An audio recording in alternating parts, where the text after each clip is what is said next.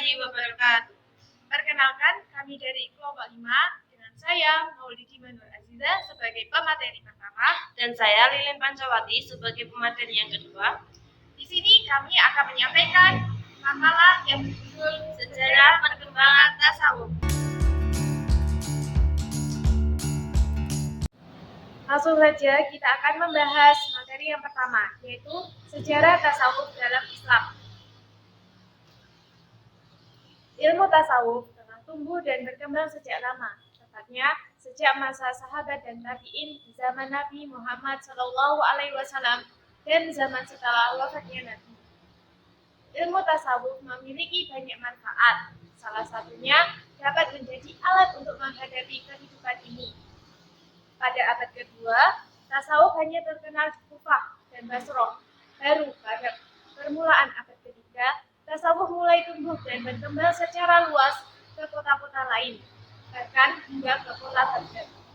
Tasawuf telah menemukan jalannya dalam realitas umat Islam dan berkembang hingga mencapai tujuan akhirnya.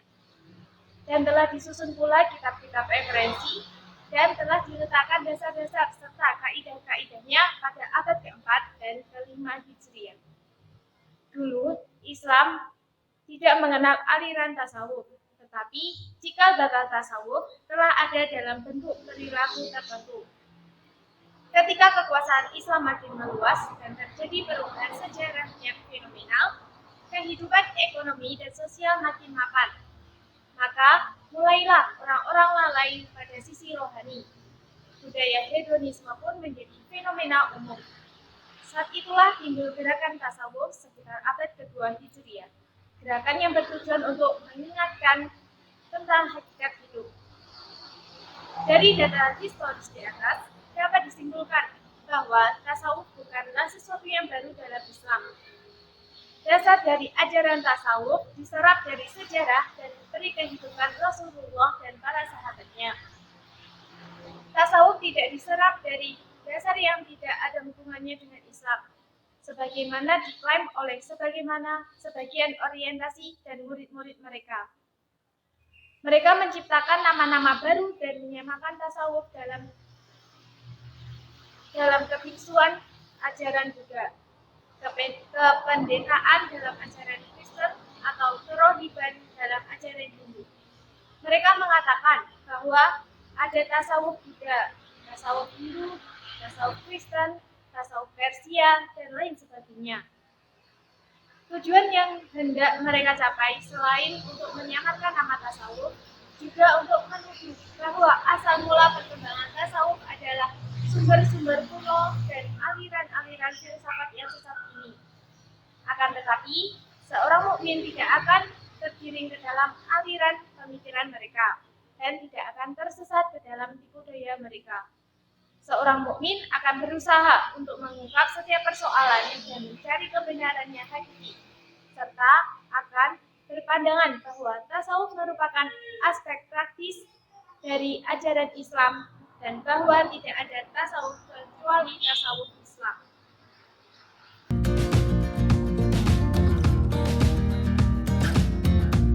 Dan materi yang kedua yaitu perkembangan tasawuf. Perkembangan tasawuf dalam Islam telah mengalami beberapa fase, yaitu pada abad pertama dan kedua Hijriah, yaitu fase asketisme atau zuhud. Pada fase ini terdapat individu-individu dari kalangan muslim yang lebih memusatkan dirinya pada ibadah dan tidak mementingkan makanan, pakaian, maupun tempat tinggal. Kehidupan model zuhud berkembang pada abad ketiga Hijriah ketika kaum sufi mulai memperhatikan aspek-aspek teoritis psikologis dalam rangka pembentukan perilaku tasawuf menjadi sebuah ilmu akhlak keagamaan. Pembahasan ini berkaitan langsung mengenai hubungan manusia dan Allah SWT. Pada abad ketiga dan keempat ini muncul tokoh-tokoh tasawuf seperti Al-Anid dan Sari al-Sakhawati serta Al-Quraj yang memberikan pengajaran dan pendidikan kepada para murid. Untuk pertama kali dalam Islam, terbentuk tarekat yang kala itu merupakan semacam lembaga pendidikan yang memberikan berbagai pengajaran teori dan praktik kehidupan kepada para murid dan orang-orang yang berhasrat memasuki dunia tasawuf.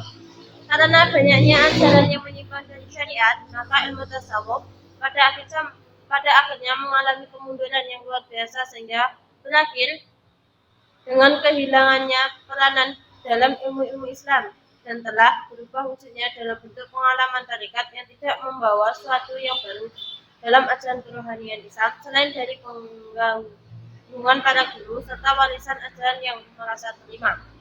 Pada abad ke-5 Hijriah, Imam Al-Ghazali menentang jenis-jenis tasawuf yang dianggapnya tidak sesuai dengan Al-Quran dan Sunnah dalam sebuah upaya mengembalikan tasawuf kepada status semula sebagai jalan tutur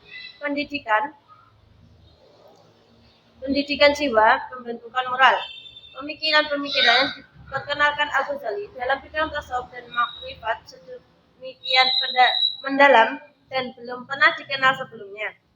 Dia mengajukan kritik-kritik tajam terhadap berbagai aliran filsafat, pemikiran-pemikiran Mu'tazilah dan kepercayaan batinnya untuk menancapkan dasar-dasar yang kukuh bagi tasawuf yang lebih moderat dan sesuai dengan garis pemikiran teologis Ahlus-Sunnah wal Jamaah.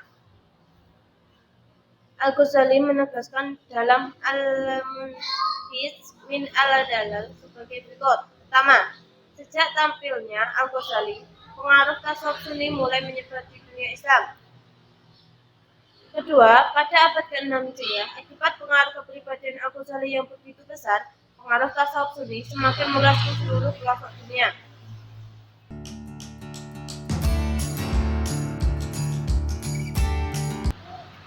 Materi yang ketiga yaitu macam-macam aliran dalam tasawuf. Dalam perkembangan zaman, banyak juga aliran-aliran yang muncul dalam tasawuf, yaitu tasawuf akhlaki, tasawuf falsafi, dan tasawuf syar'i. Tasawuf akhlaki merupakan ajaran tasawuf yang membahas tentang kesempurnaan dan kesucian jiwa yang diformulasikan pada pengaturan sikap mental atau batiniah dan pendisiplinan tingkah laku secara ketat guna mencapai kebahagiaan yang sempurna. Tasawuf akhlaki biasa disebut dengan istilah tasawuf Sunni. Tokoh aliran tasawuf Sunni yaitu 1. Al-Qushairi, 2. Al-Harawi, 3. Al-Ghazali, 4. Hasan al-Basri. Yang kedua yaitu tasawuf falsafi, merupakan hasil pemikiran para kaum sufi yang juga filsuf. Ini yang menjadikan pandangan tasawufnya bercorak falsafi. Jika tasawuf berorientasi pada aspek rohani spiritual dengan objek hati, sedangkan tasawuf berorientasi pada aspek berpikir dengan objek akal. Sehingga tasawuf falsafi berarti penggabungan antara aspek rohani dan aspek rasional dalam mencari kebenaran akan zat Allah Subhanahu wa taala menuju makrifat kepadanya.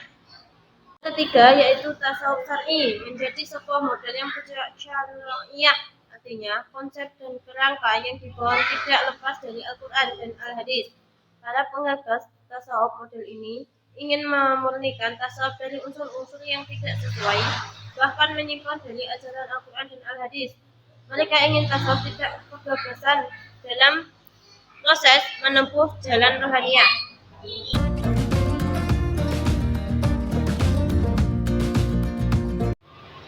Kesimpulan dari makalah ini yang pertama adalah tasawuf bukanlah sesuatu yang baru dalam Islam.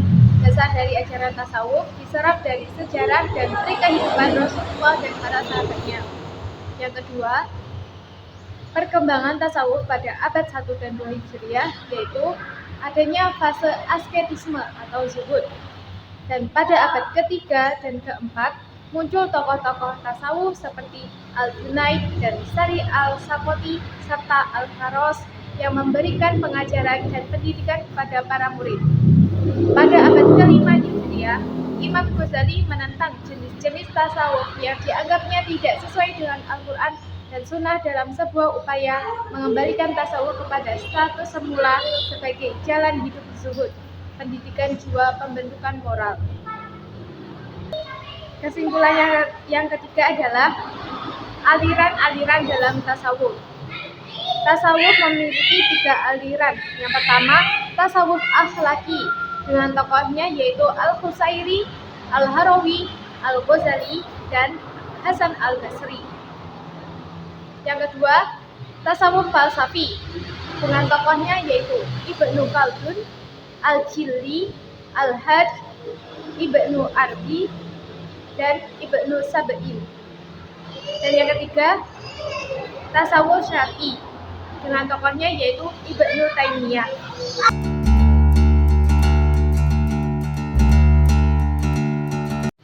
Mungkin cukup sekian presentasi dari kami. Apabila ada kesalahan, kami mohon maaf yang sebesar-besarnya. Wassalamualaikum warahmatullahi wabarakatuh.